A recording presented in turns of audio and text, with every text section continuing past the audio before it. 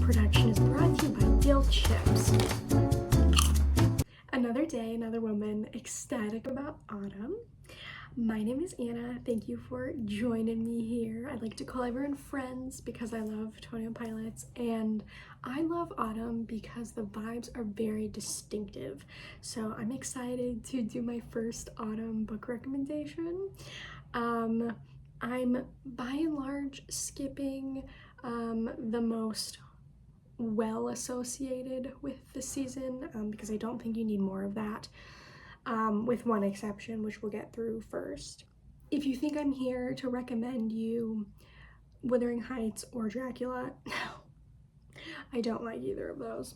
You can fight me on that. Yes, I have a few physically here, but most of them I do not have a physical copy of. Go support your local library. I love doing it. And yeah, I have a little gag one at the end because of the joke going around about your favorite horror film. So yes, here are my recommendations. So the first one is the most basic, Frankenstein by Mary Shelley. I'm sorry he's flashing you.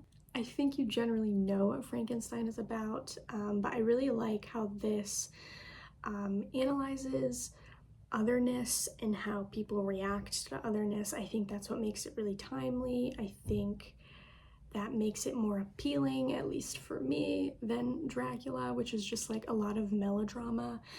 So if you're gonna pick up a staple, I would suggest Frankenstein, especially in all the ways in our current socio-political climate that we other people, I think the themes in here are very relevant and I would recommend. I know a lot of people find coziness in Harry Potter in autumn, so if you really do want to read something that's related to the universe, I would recommend The Tales of Beetle the Bard.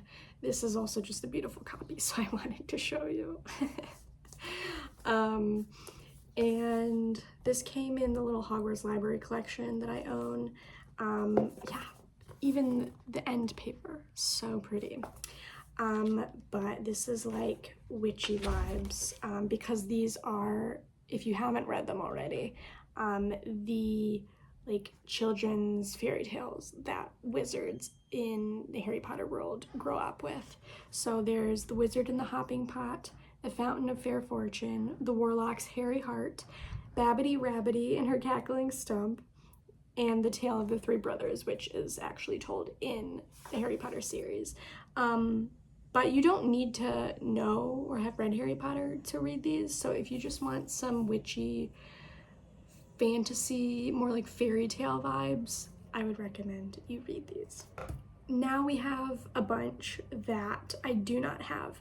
The first one is actually a series. A lot of you might have heard of Truly Dubious by Maureen Johnson. It is still an ongoing series. It was originally a trilogy, and then she started releasing some like one-off mysteries a couple times, and I actually think she still has at least a sixth coming next year. I don't think it has a title yet. I could be wrong. But my personal favorite, the one I think is the most autumnal and the one I enjoyed the story of most, was number 5. So sorry, you'd have to read forward to get there if you wanted to. But Nine Liars is the 5th book, and basically the series follows a girl. I'm so sorry, I've forgotten her name. I lose. But this is how it goes. I never like review anything ahead of time.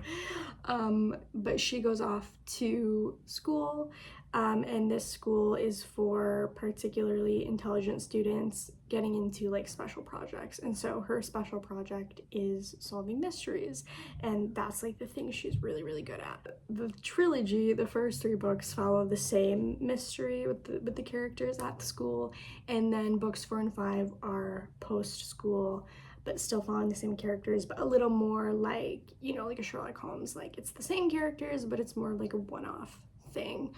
And Nine Liars, the 5th book, was actually the one that gave me like chills a little bit, because the suspense was drawn out so well, and as you can imagine, there were a lot of it was a large cast of characters because there were 9 liars, and you're trying to figure out who was the one who did it.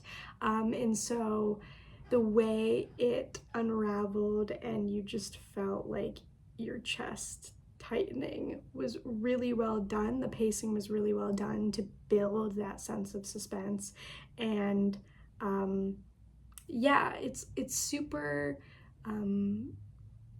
cozy young adult, but by number 5, like, it feels a lot closer to an adult mystery, and the emotions certainly from the mystery felt like some of the best murder mysteries that I've read. So this one's kind of a joke, kind of serious, but if we're gonna talk about creepiness and evilness, in my opinion, that all stems from something spiritual. And so I'm gonna take an aside for whoever's interested to read the Screwtape Letters by C.S. Lewis, because C.S. Lewis just took the idea of getting into the brain of a demon who's supporting Satan and what that means in terms of how it's manipulating humans and going about distracting humans and being successful. Like, what does that mean to these spiritual forces,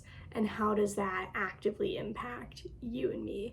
And it was a very eerie read, in my opinion, because I believe in the legitimacy of a lot of everything that was in this book.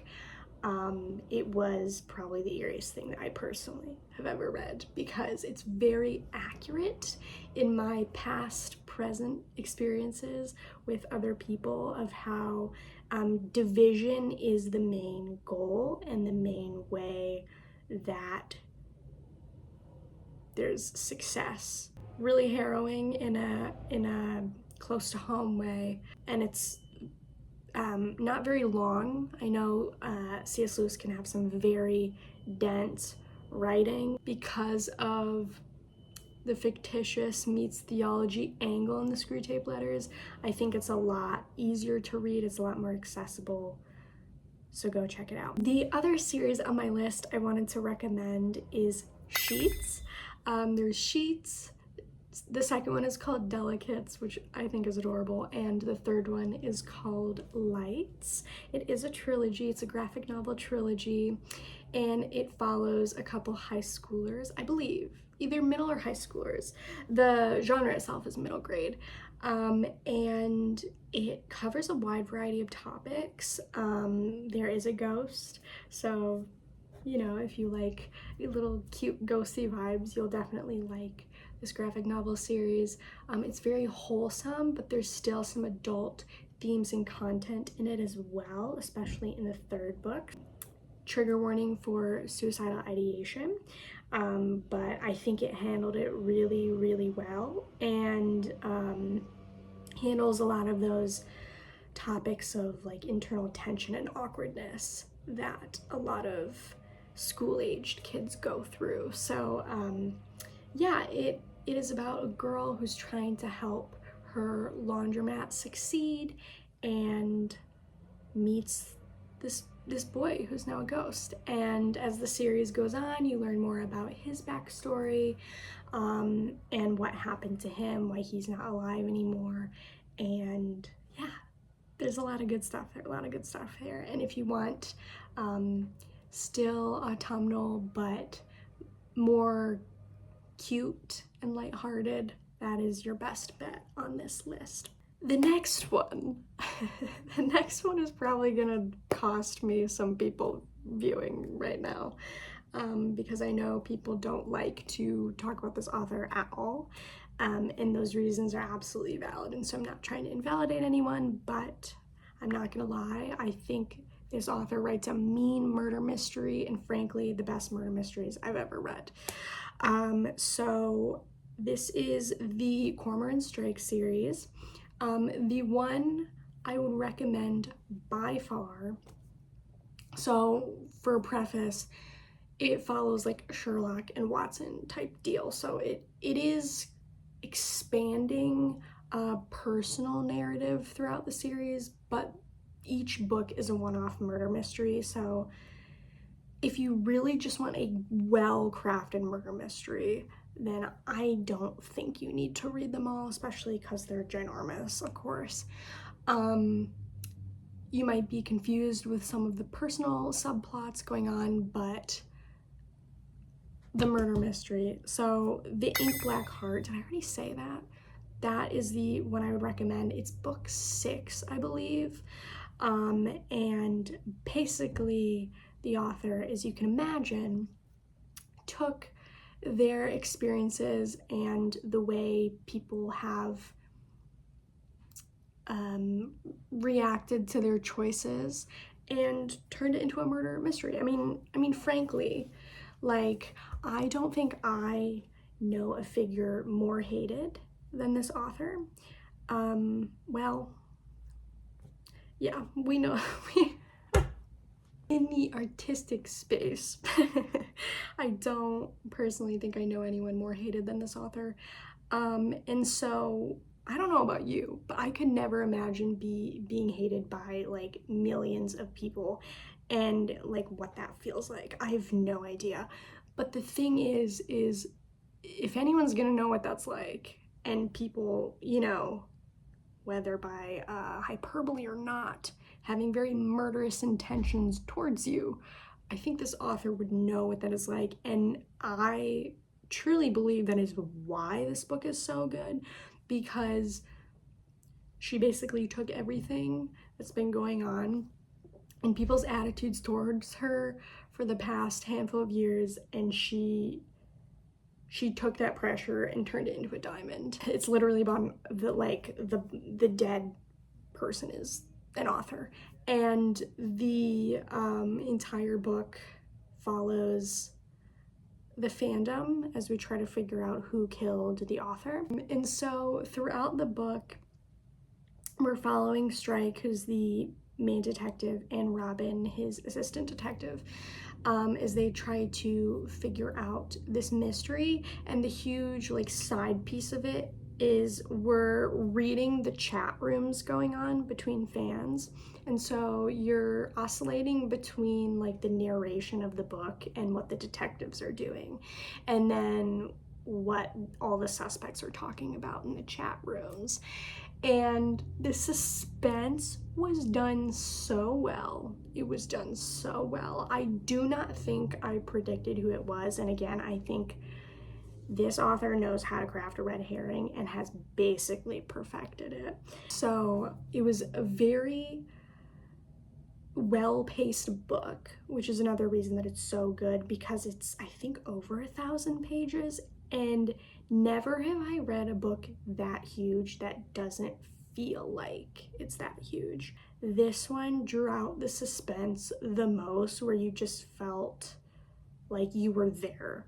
And I think that's why it's really effective for me, is it doesn't just feel like I'm reading it, but it feels like I have so much detail that I'm like in these moments with the characters.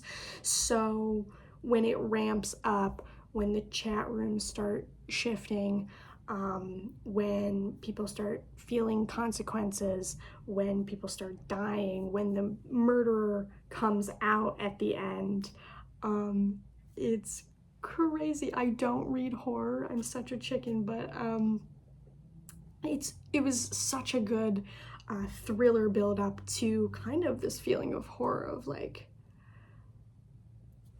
it was very unforgettable in the way that it built up, and you kept thinking like they were about to nail it, and then it was like that drop in your stomach when you're like, oh no. And it is an experience I'd recommend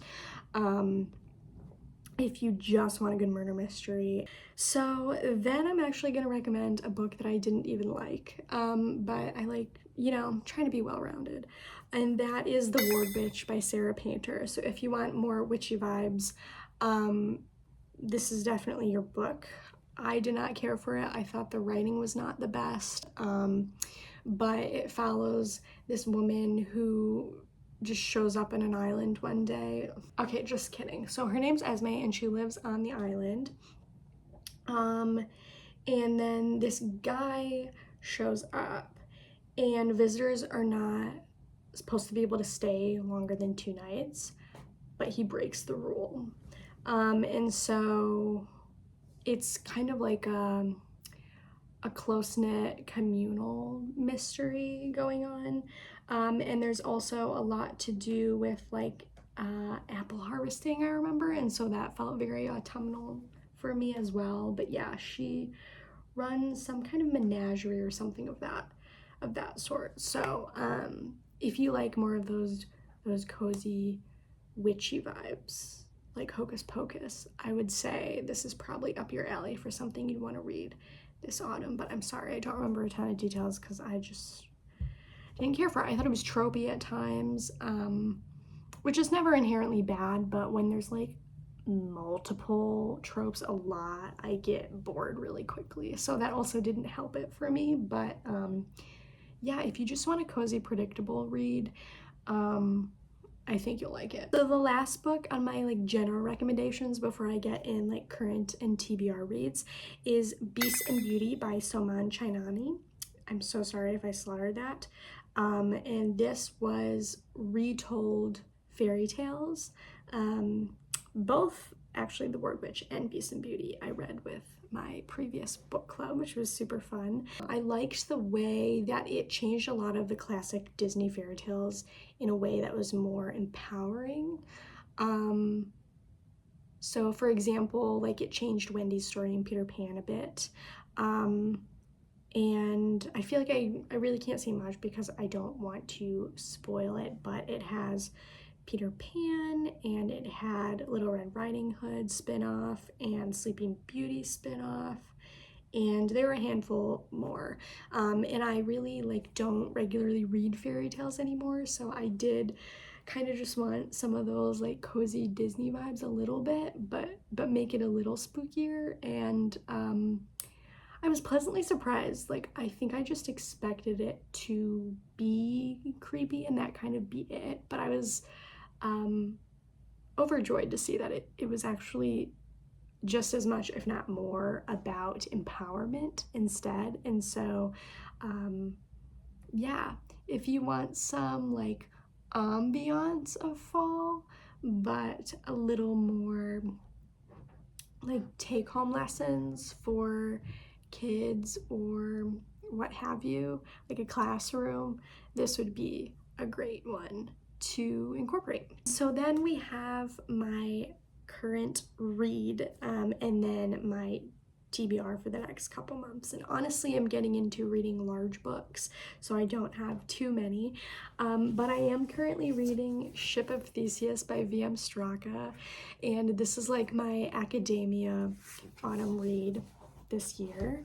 I haven't read too many dark academia books, but I do want to read more, at least some of the like iconic ones, to form my own opinions on them. So Ship of Theseus is about 2 students who take turns checking out this book and writing back and forth to each other about the author. And they're basically trying to solve what's happened to the author, whether they're alive or dead, and the purpose behind their work and such. So this book blew up online a few years ago because it's a very unique experience. Like I said, the students are writing to each other back and forth, so there's not only the source material of the book, but the character's storyline in all of the margins throughout the entire book. And then there's also 3D artifacts and materials throughout the entire book. So I love unique stories, and so as soon as I saw this was a unique experience, I was like, eventually I need to read this. So we love that, and I love that it's academia vibes. I so far have I've read 62 pages so far, but I haven't touched it in a month because I was finishing some summer reads. But I'm going to be picking it back up, and I'm very excited. It also has this wheel cipher in the back to figure out stuff as you go. I have no idea how to use it yet, but I'm hoping the text itself will kind of hint me at what to do with it. I don't think it's really been relevant yet. But basically the source material of the author's work that these students are commenting on is kind of giving Pirates of the Caribbean vibes. So you have the source material, and then you also have what I would say so far anyway is the majority of the actual story, which is the characters figuring out all the mysteries surrounding this work and the author.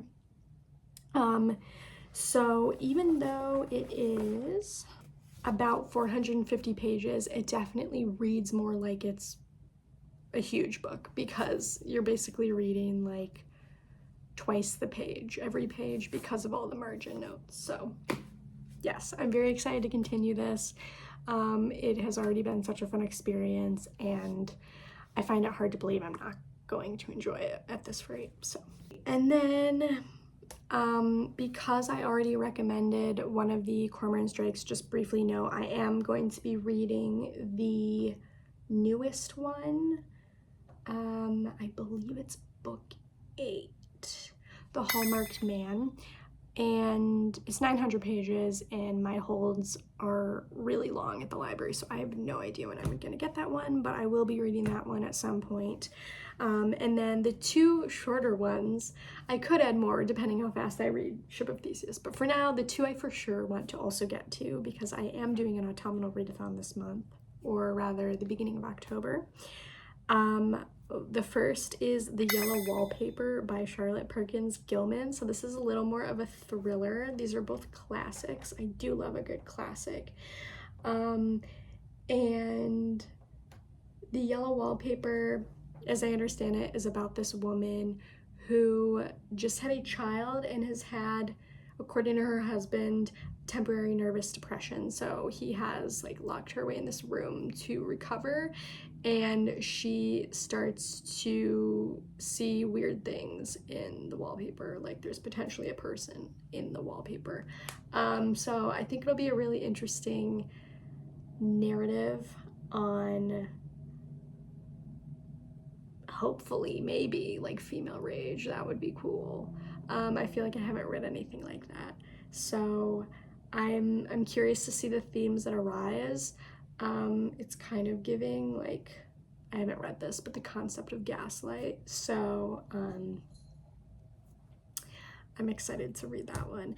And then the other one that I want to pick up is The Turn of the Screw by Henry James, and this one is considered a horror, I believe, which is not what I normally read, but I'm gonna dip my toe in it because I feel like if it's a classic, it's probably not as scary to me as like the thing I got traumatized by was The Babadook. Okay, I'm not gonna lie to you. So I'm hoping it won't be that traumatizing for me.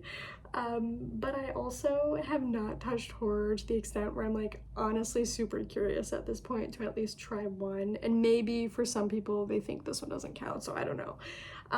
But this is an 1898 horror novella. And it's also short, so I'm like, well, if I'm gonna try something I'm scared to try, I should at least try something short. And basically it is about this governess who gets her first job at this house with these 2 children, and suddenly there's like these are they monsters or what are they? Phantoms, whatever that means. There's some type of like creatures that basically want to come and possess the children, and the children aren't scared. They're like, we want them. So I feel like it's probably a founding father for like the creepy child trope, and I'm intrigued. And that's the thing too though with a classic, is like it's either gonna be really effective and good or it's gonna be really melodramatic and laughable. Either way, I think it would be an entertaining time. Yeah, those are all my recommendations. If you have any similar to these, if you have any other good murder mysteries to recommend, if you've read anything I'm currently or going to read this fall, let me know your thoughts. And yeah, also feel free to leave your autumnal TBR below, because I love how distinctive the vibes are, and I love this time of year when people come out with their autumnal recommendations. So let me know, and I will definitely look through and hopefully add some to my list. And then before I let you go, I'll just do my joke. My favorite horror book is Mockingjay by Suzanne Collins, when Peeta hates Katniss when she's literally in love with him and gave herself permission to feel that deeply and vulnerably. I'm gonna go cry.